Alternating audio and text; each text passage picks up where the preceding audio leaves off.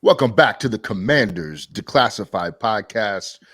We are the home for your 6-5 beautiful Washington Commanders who are getting set to take on the Atlanta Falcons. And before we dive deep into that episode, let's say what's up to the crew. Eric, how's it hanging? Man, we over 500 this late in the season. When's the last time that happened? Been a minute. That puts me in a good mood. I like it. I'm always glad when you're in a good mood. And Brian, how are ye? I am doing excellent. Over 500, and we've got another opponent coming this weekend. I can't wait. That is correct. And if you hear that music, then you know it is a special episode tonight because we got a new DraftKings. What do we want to call these? Just Eric's got a new ad read for DraftKings because they are a great sponsor, right, Awesome. fellas? That is correct. Are we going indie coffee house music? Is that what that was? Yeah. I was All right. trying to get it started. Yeah, And let's do that. Well, Let's you're go. right. It is a big day because tomorrow it goes live. Yep. Yeah. I feel like Lisa Loeb should be reading this, not me. All right. DraftKings Sportsbook, one of America's top-rated sportsbook apps, is coming very soon, as in like tomorrow, to Maryland. But you don't have to wait to get on the action. Right now, new customers can sign up with the promo code CDP11 and receive $200 in free bets on launch day after registering. Now we're going a cappella. Plus 5 lucky customers win $100,000 bet on launch day. It won't be long until you can get same game parlays, money lines, props, spreads, and more right in Maryland. I would say right here, but I'm in Virginia, right over there by Brian in Maryland. That's it. DraftKings Sportsbook. Download the DraftKings Sportsbook app now and sign up with CDP11. Receive $200 in free bets on launch day after registering. Plus, we're giving 5 customers a $100,000 free bet. You heard it here first on launch day. Only at DraftKings Sportsbook. DraftKings Sportsbook with code CDP11. See the show notes for details. That is your read for today. Ooh, A excellent. bit of justice. They I had to switch my flow halfway through because the music stopped. I don't know. I don't know. Our soundboard that? engineer failed us this evening. What kind of instrument? I thought it was a guitar. Was that like a lute? What was I It's like listening a to? Was it a harpsichord? Yeah. Yeah. It was like Lurch from the Addams Dreams- Family playing harpsichord in the background. It says John Tesh's greatest hits. All right, so Okay. Yanni. Good stuff. Live at the Acropolis.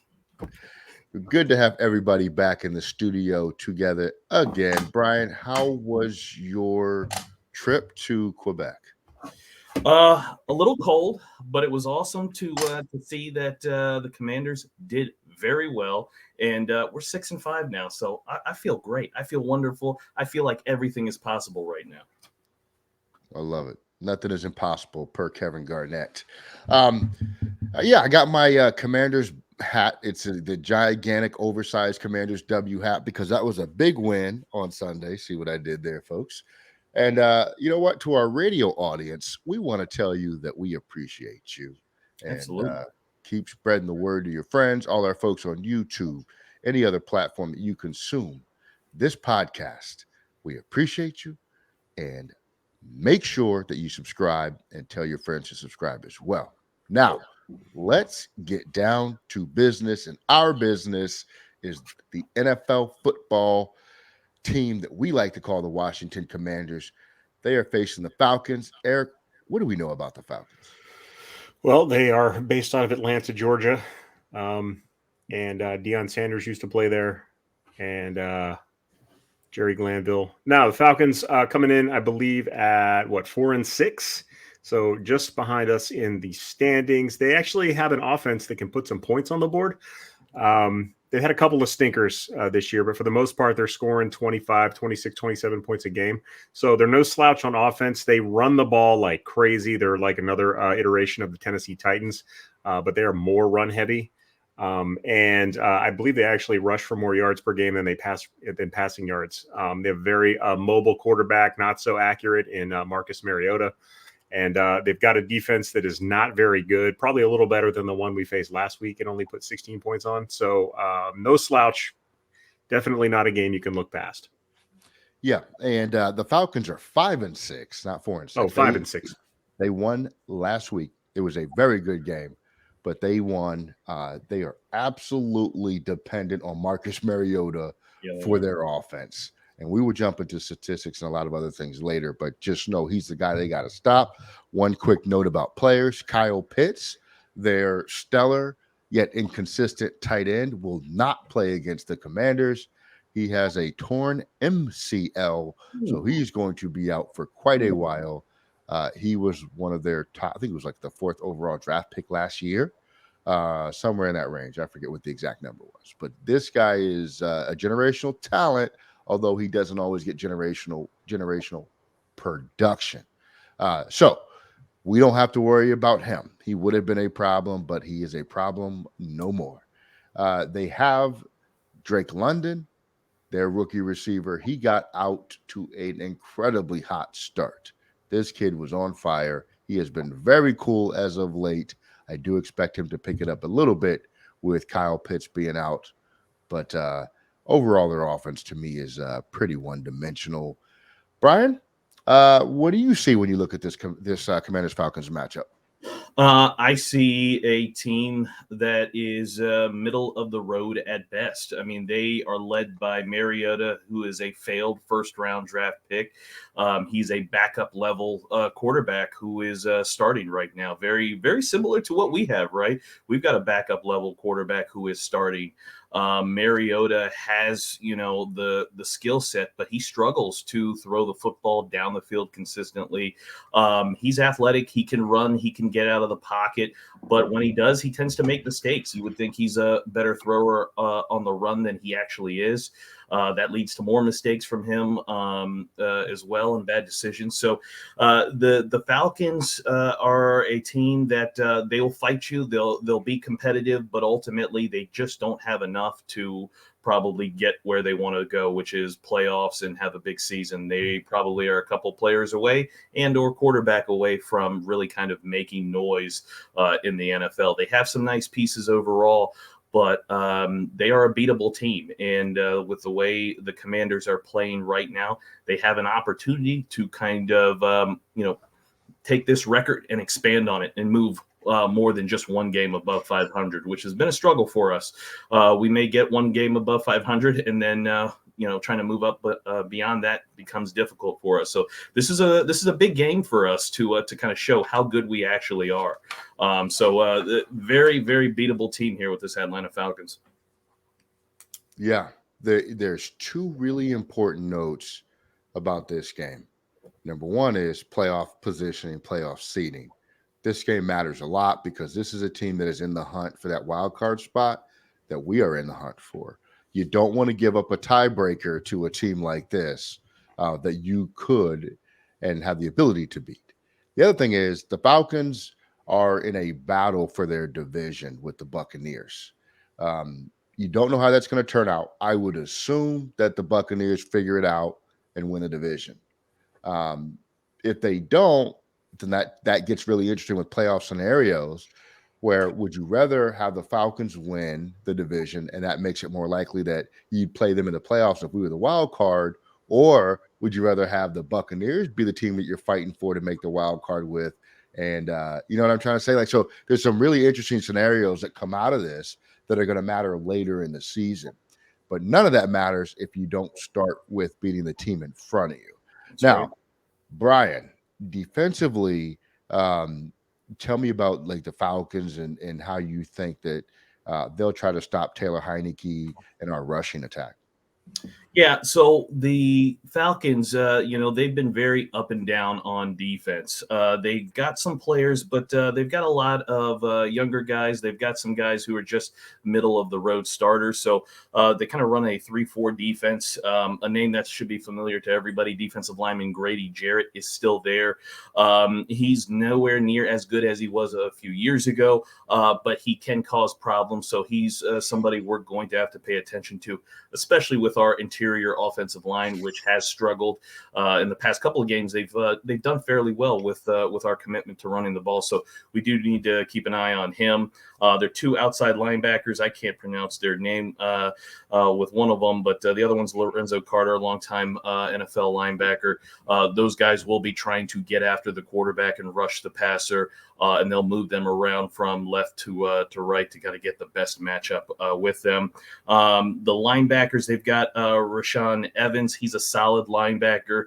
He's somebody who can make plays in the run game and can go sideline to sideline. Secondary-wise, they're pretty young. They've got A.J. Terrell, who's a solid corner. Another young safety, Richie Grant. He's somebody who I wanted us to draft a couple of years ago. He's a really good young free safety. He's somebody that, if we are taking a deep shot, we should be keeping an eye on him where he's lining up when we do take kind of those deep shots, to Terry. But overall, their defense, we can move the football on them. We can run on them and we can throw on them. And I think this is going to be a game like last year. Heineke had success against this team. Heineke threw a couple of touchdowns on this team. And I think we can do it again this year. They're not vastly improved or anything like that. Like I said, middle of the road. And this is something that we can take advantage of. And, we didn't score the points that we thought we could have against the Houston Texans. But I think we can do that with this Atlanta Falcons group. Yeah, absolutely. Speaking of their defense, they're allowing teams to convert on about 47.5% of their third downs. And then when you get to fourth down, teams are converting about 46%. That's critical because this offense, the ground and pound offense, generally ends up in a third and short, right? And so they're giving up a pretty healthy third down conversion, which helps us keep the drive alive. They're giving up about 4.4 yards a rush. That is awesome for what our strategy should be coming into the week. And they've generated they've sacked the quarterback 17 times. 26 times, sorry. So they can get after the quarterback a little bit, but I think we stand a good shot there. Eric, what do you think about our offense versus this Falcons defense? How would you approach it if you put your Scott Turner hat on? Well, I'm going to put my Eric hat on because Scott Turner's going to run a bunch of stupid reverse plays. No, I would. I mean, this is a game plan that I'm going to stick to what we've been doing the last few weeks. Try to do it a little bit better than we did it against Houston.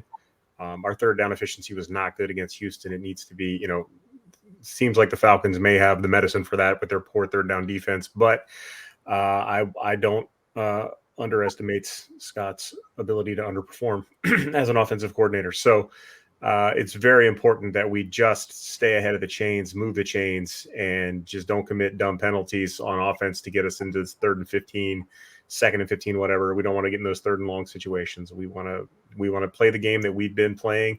Rely on Heineke to make throws only when he has to. Don't get too pass happy, and just pound away at him.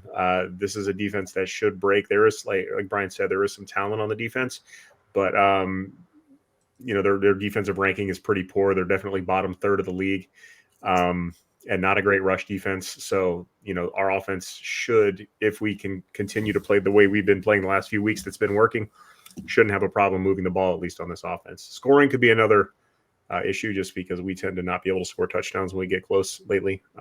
But yeah, I wouldn't change a thing from what we've been doing the last few weeks, except convert more third downs. Nice. And an important note here too, the Falcons are 4-1 at home. They are terrible on the road. So guess what? They are playing in Washington this weekend. That bodes well for us. In terms of their offense, we sort of touched on this already. It's all centered around Marcus Mariota's mobility. He is a really good athlete. He's not a great athlete. I think he's a really good athlete from the quarterback position. In other eras, he would have been a great athlete as a quarterback, but you have Lamar Jackson's, Justin Fields, guys like that. He's not of their caliber, but he is a very strong runner. He is not afraid to mix it up, sometimes to his own peril and detriment. He puts himself out of games sometimes, but this year he's remained relatively healthy. The kid can move. The thing that I think he is limited on is just a dynamic passing game. They struggle. They will go long periods without being very productive passing the football. And then out of nowhere, they'll convert some things. I think Kyle Pitts hurts. He was not what they wanted him to be, at least not yet, but he definitely hurts not being there as a potential weapon. They do have others. Drake London is a big body in the red zone. They do use him in the red zone. But outside of that, I think, their rushing attack, I think, is a bit of a mess.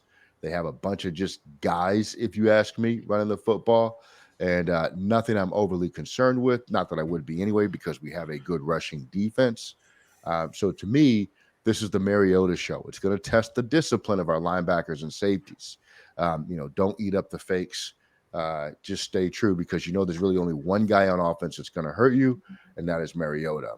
And then if we I don't know, man, they rush for 150 yards a game, so I wouldn't call it. I mean, if it's just guys, I know guys. A lot of that might be. I mean, they may be guys, but the guys are working what they're doing. It's Mariota. A lot of that rushing is Mariota. So our run defense has been so fantastic. Okay, I would not spend any time being concerned about Mariota, or anything like that. So I'm outside of Mariota. Excuse me. But I will say the head coach Arthur Smith for the Falcons was the offensive coordinator in Tennessee. He was part of the group that drafted Mariota, so there is a good relationship with those two. And Smith will put Mariota in the best positions to kind of make plays.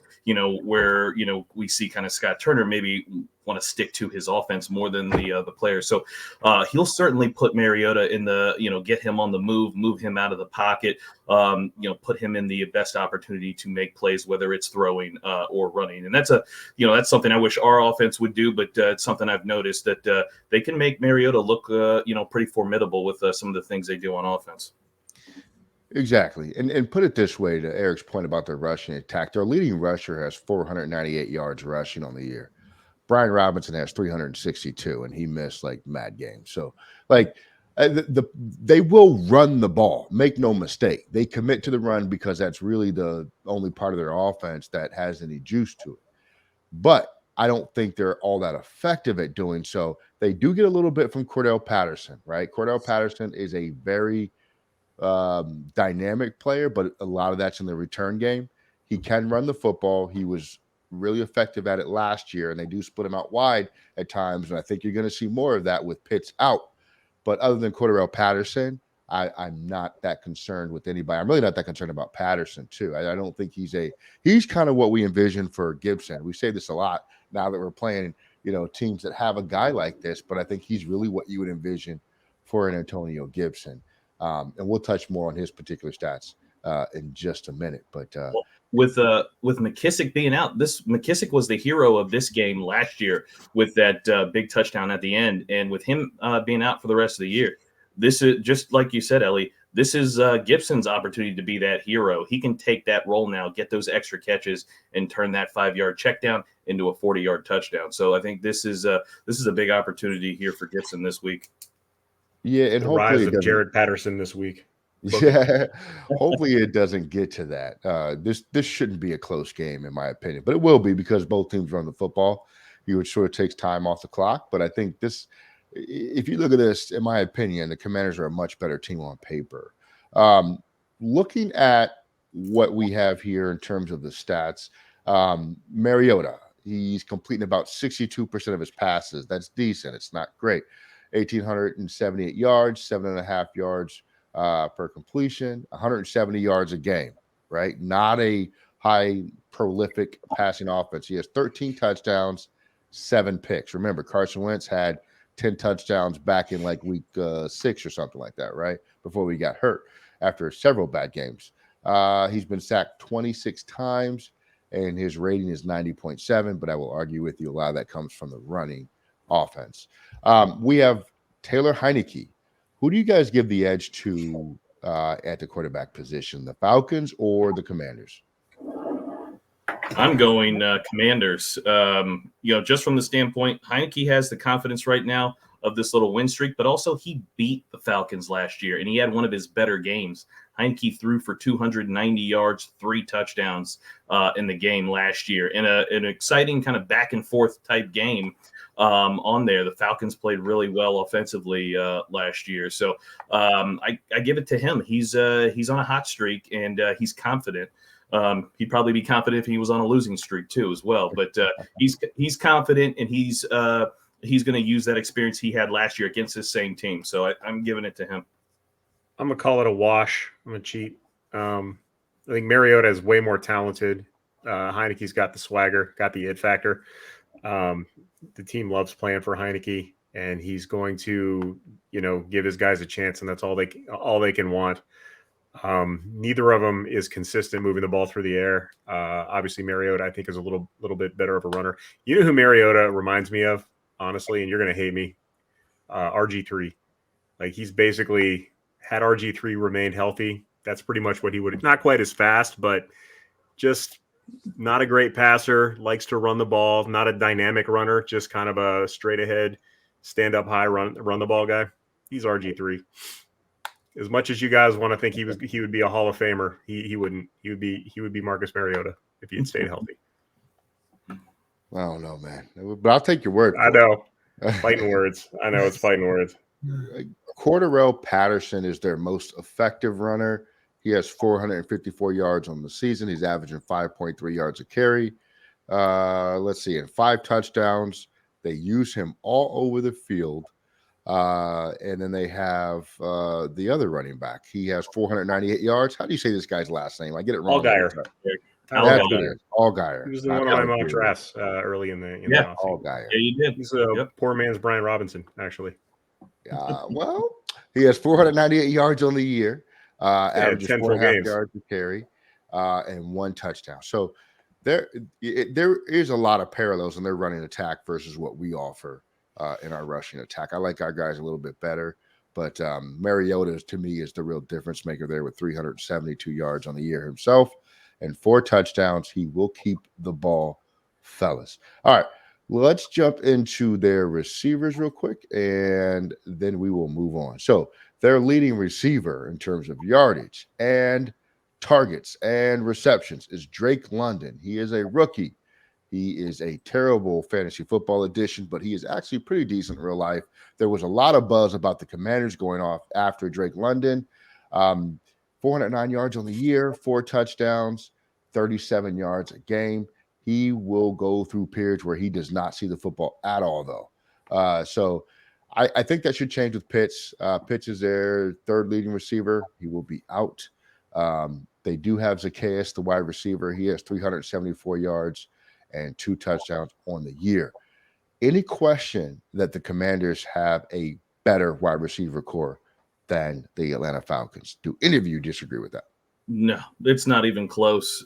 Drake London is a big possession body. He doesn't separate.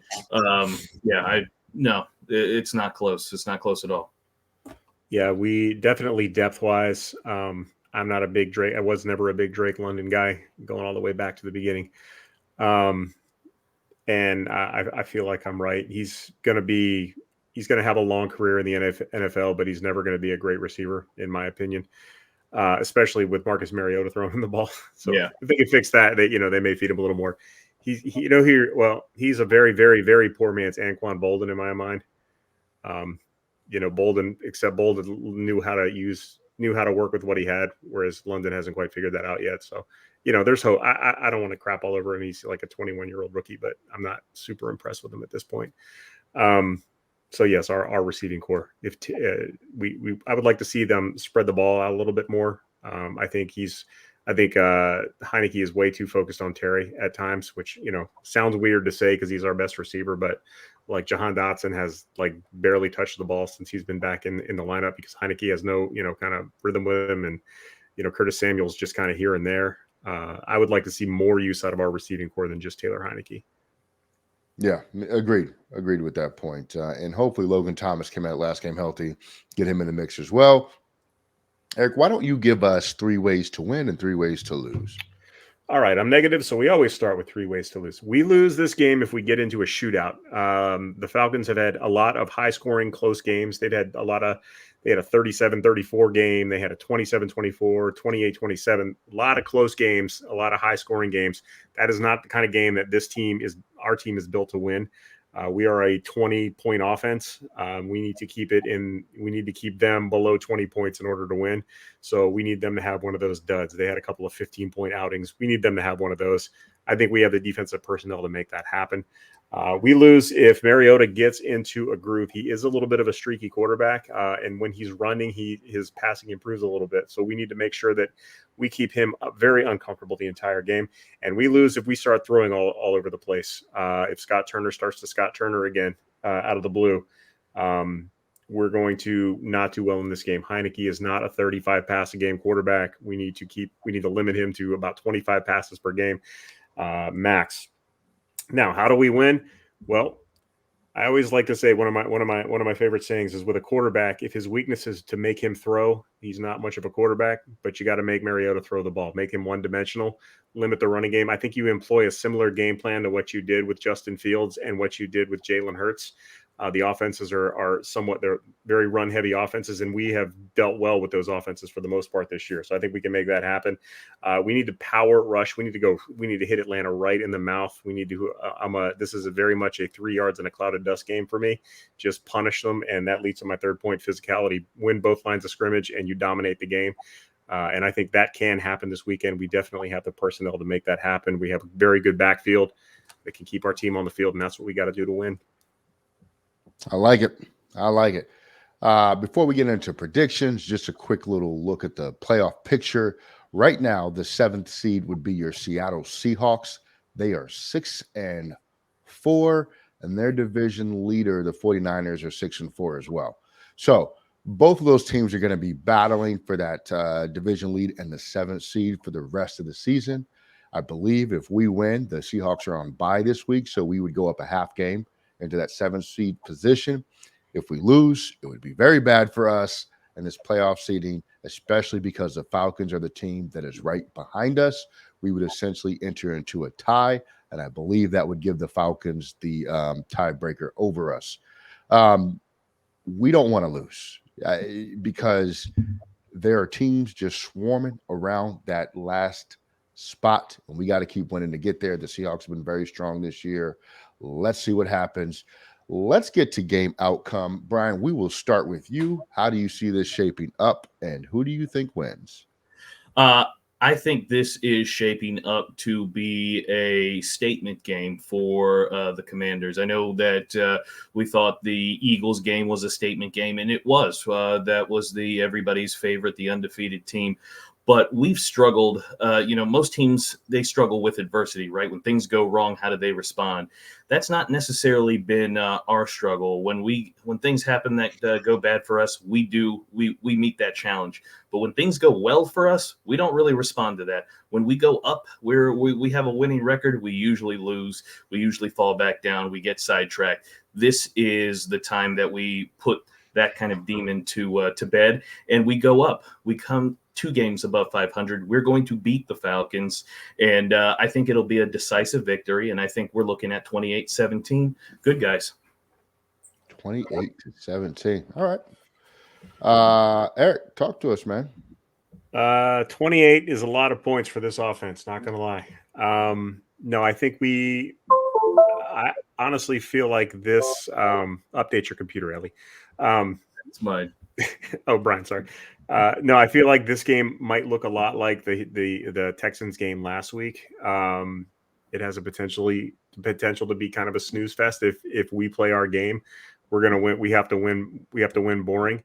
And I think we will. Atlanta does scare me a little bit because they do have they have the ability to put some points on the board, which scares me a little bit. If they get up big, we're going to have problems.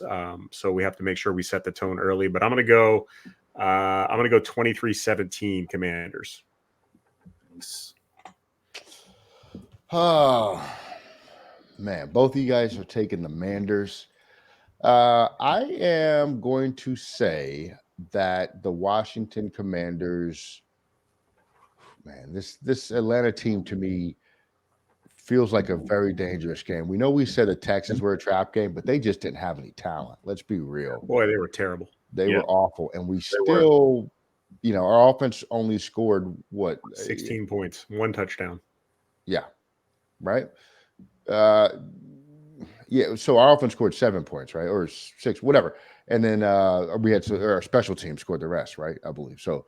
The point is, we won, and I'm glad we won, and we won by a sizable margin. But it wasn't necessarily like a exciting showing offensively where we were dominating teams, even on the ground, like the way that I think we could. So that gives me a little bit of pause for this Falcons matchup. I think that I'm going to take the Falcons over us. I know it's crazy, but I will. It's not crazy at all. I would take the Falcons 27, Commanders 19. And what do we say, guys? Like, we're always in that 20, unless we get a defensive touchdown. You know what this offense is going to do point wise. So that's how I see it. I don't want it to be that way. I don't love it, but that's how I see it. Cordarrelle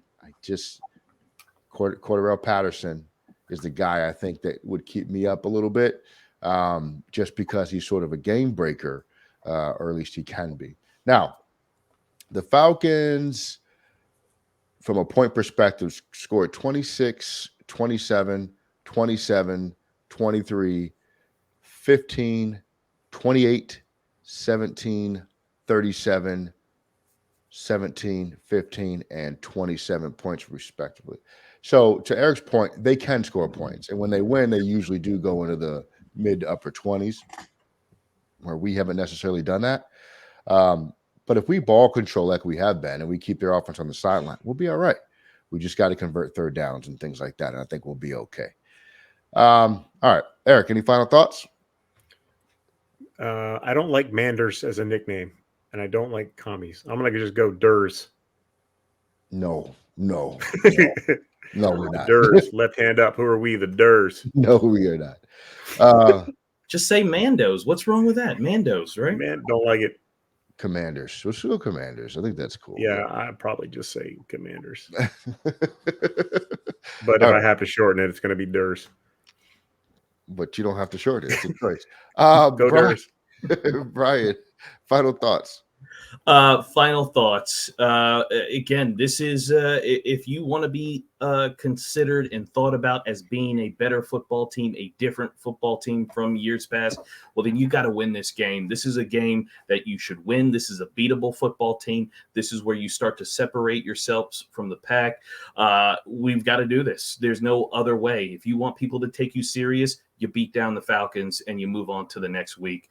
If you don't, well, then there's no reason to take you seriously. So Commanders need to win. And Ellie, it sounds like you don't want any new Jordans from Heineke with you picking that score. You don't want those new Jordans, huh?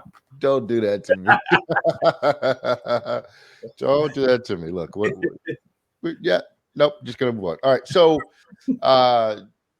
look, this should be I don't think this is going to be an exciting game necessarily, because neither of these offenses are really super exciting, but it should be a football, a true blue football fans type of game. If you liked old school football, this is probably your game. A lot of rushing attempts in this game. That's the kind of game I like. Just get dynamic in the run game, Scott Turner. Let me see some dynamic plays. I love the usage of Gibson. I have a feeling, though, that this is more of a Brian Robinson type game with a little bit of Gibson mixed in on the edges, but we'll see. I could be wrong. So I'm excited to watch this one. It's going to be a short game too. It's going to be one of those games where the clock keeps moving and it'll be over by 4:00. But I think it's going to be fun. So I think Gibson has like a bunch of catches because we've got no more J.D. McKissick. He's going to pick that up. He'll have a couple of touchdowns through the air. Ooh, couple of touchdowns through the air. Over the course of the next month, you mean? No Jordans for you either, Eric. Right. No Jordans for me. That's all right. I'm an Adidas guy. Ooh, burn. So there goes our Jordan sponsorship. I'll call Mike and let him know that we're no longer. I'm not saying I wouldn't take a free pair of Jordans, but I don't think Michael's going to be knocking on our door anytime soon anyway. You never know. All right, fellas. Well, let's go Commanders. everybody listening, wish you all the best. Have a great turkey day, right? Enjoy your turkey. If you eat that, I don't like turkey much. Of course, I know I'm a loser. But everybody, especially you two fellas, Eric and Brian, enjoy the time with the fam. Live it up. Let's enjoy some football, and we'll be back after the game, right, fellas? You guys can have my sweet potatoes. They're nasty. Ooh, I hate sweet potatoes too. Yeah. All right, everybody overseas, enjoy the World Cup. I'm watching it too, and we'll check you guys out on the flip side. Do people still say that? I don't think so. We're out of here.